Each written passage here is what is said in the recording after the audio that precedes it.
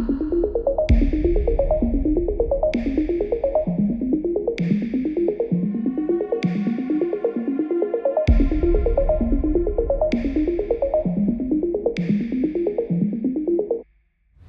up guys, Chandler Henry here. For those of you who don't know me, I'm a film director. I have been making content for well over a decade, everything from short social media videos to feature-length documentaries. I have one coming out this fall on TV, Journey to the UFC, Joe Pyfer. I hope you guys check it out. But the reason I say all of that is I have spent a lot of time editing videos. And as you know, time is money. Being efficient, the less barriers there are to the exact thoughts that are in my head being outputted onto the screen, the better. So I'm all about efficiency and productivity. This right here, I think it's the best efficiency and productivity editing setup that you can make. Obviously that's subjective, but I'm gonna show you what my setup is and why I like it exactly like this compared to other setups that I've had. For any of you guys who are interested in what I do for a living or just interested in content creation in general, I think I'll have some great insights for you on how you can build the ultimate editing setup. But please keep in mind, I started from the beginning. I made my first award-winning film on a 12-inch laptop, no extra monitors, and it was a 70-minute film. I had to export every single 5-minute increment one by one and then restitch together because that 12-inch laptop did not have a graphics card. It was awful. I don't recommend it. But over the years, I've grown my setup, put another monitor off of a more expensive laptop, eventually upgrading to an editing PC, then to the MacBook that I have now. I will say over the past 5 years, the structure of my desk really hasn't changed at all. Everyone does it. The big IKEA desk slab, the 2 Alex drawers. If it isn't broke, don't fix it. Now we'll get into the specifics about editing in a second, but I wanted to note one interesting thing about my setup is I do have a FlexiSpot desk that is holding the entire setup, which means the entire setup, all 3 monitors, all the speakers, everything on the desk can rise all the way up to standing level, which is really awesome for a job where you really sit around a lot. To be able to move takes a little bit, but you get the point. For me, it's also really nice to be able to collaborate with someone, have them stand next to you and work on the same project with you to do some reviews or anything like that. As many of you know, I really have done a wide variety of things in the media space, and I've tried a lot of different setups when it comes to productivity. I tried dual monitor setups, I tried 3 monitor setups, I even tried one massive 43-inch 4K monitor because I really thought I would love it, absolutely hated it, and I switched back to this setup I have now, which is a little bit modified from what I used to make my most recent feature-length documentary, Journey to the UFC, Joe Pyfer. Powering my whole setup is my 16-inch MacBook Pro. This one has an M1 Max chip, and while they've had the M2, the M3, the M4, I'm not doing any hardcore visual effects, 3D rendering. I'm just editing videos, and the M1 Max chip can chew through the most intense video files, Red Raw, Canon Raw, you name it, that 2021 MacBook Pro can handle all of it, so why get anything new? The main monitor is an LG 32-inch QHD display with 144 Hertz refresh rate.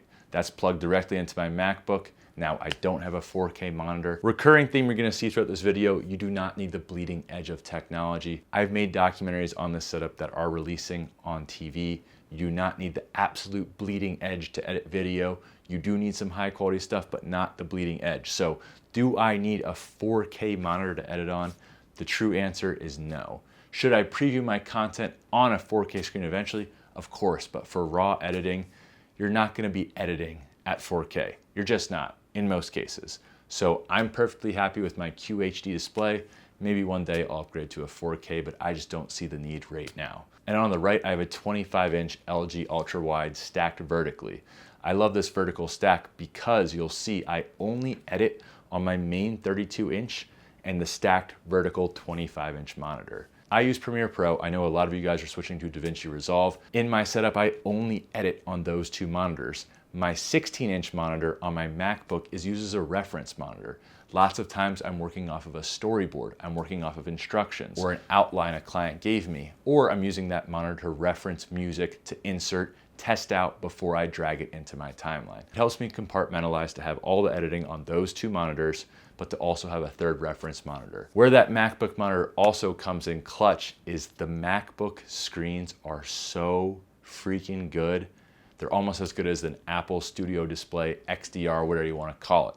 The colors are fantastic, so I do all my final color grading on the laptop screen itself because nothing's gonna beat that unless you wanna spend 10,000 plus on a monitor. So that's really the core of my triple monitor setup, and I know everyone's different, but the reason I think this is the best productivity lineup for a video editor is you have your two monitors to run your editing software in. Main timeline and work and program monitor on the main screen, your menus, your effects, your essential graphics, your color grading, all on the right monitor stacked vertically so you can see all the menus.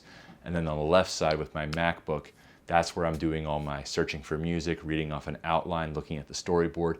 Anything that's not happening in that editing software that I still need to reference is happening on that third monitor. Now for my studio monitors, I have an Edifier pair. Once again, not the bleeding edge, but sound fantastic for what they are. A few of the smaller details for those of you who are nerds like me and are interested, I use an MX Master 3 mouse, also a Logitech mechanical keyboard, but something I actually do enjoy using from time to time is an Apple Magic trackpad. The smoothness of which you can scroll and zoom into a timeline using a touchpad is pretty awesome, so I just like having that on my desk to use when it's convenient, when I'm doing a lot of moving rapidly through the timeline, editing work, maybe revising a project. You'll also notice I have my Yeti X microphone. I wouldn't really recommend it. I haven't really been blown away by the quality of it, but it does its job. But something I would recommend is, as you can see right here, I have my old Sony a6400 hooked up directly to my Mac for video calls. I used to use this for streaming back in the day on Rise Streaming, but let me tell you, when you are a video professional and you do a lot of meetings online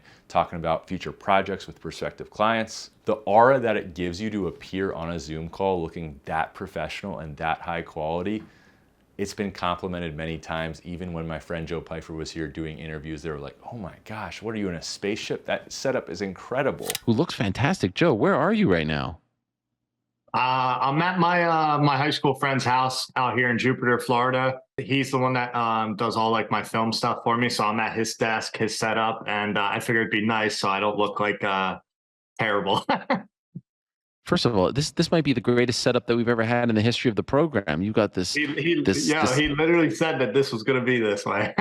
Yeah, the camera is fantastic. You look way better than I do. You've got that light behind you there, like the neon light. This isn't. Yeah. You should move to Jupiter just to do all your interviews here. You look incredible. So, if you have the means to spend $400 or $500 on a webcam, so to speak, go ahead and do it. But you got to keep in mind, it is still usable. Like if I want a third or fourth camera for a shoot, I can just pop that off and use it.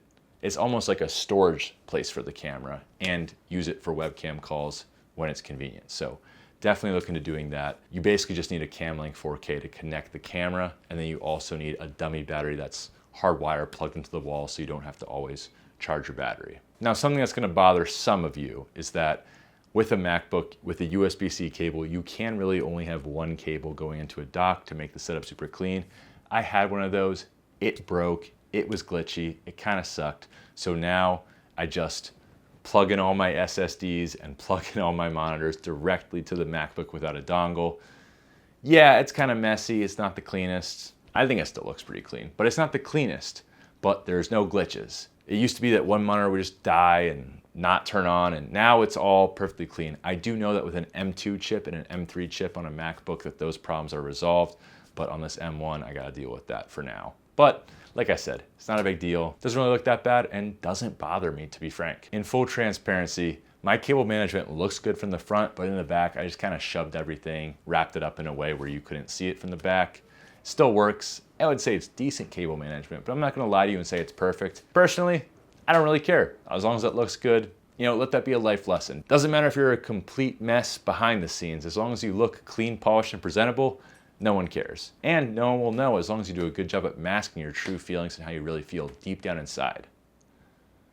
It was dark. That's pretty much everything I wanted to talk about. If you guys have any questions on how I came to these conclusions about the exact products that I'm using and why I'm using them, drop a comment down below, especially when I'm making this comeback on YouTube. I will make sure, even when I'm blowing up on YouTube, to always reply to every comment below as best I can, especially if you guys have any questions. So leave that below and I'll be sure to get back to you. If you've been watching on this new YouTube run, please check out last week's video on the home gym that I built. If you can't tell, whether it comes to videos, stories, building things with my hands like this gym, this setup, it's one of my favorite things to do in life. It makes me the most fulfilled is building something that looks great and is functional. So I love making these videos. Thanks for sticking around for the new content, and be sure to drop a comment, leave a like, subscribe, turn notifications on if you enjoyed it. I'll see you next time if I don't lose my house in this hurricane. I will. I'll be okay.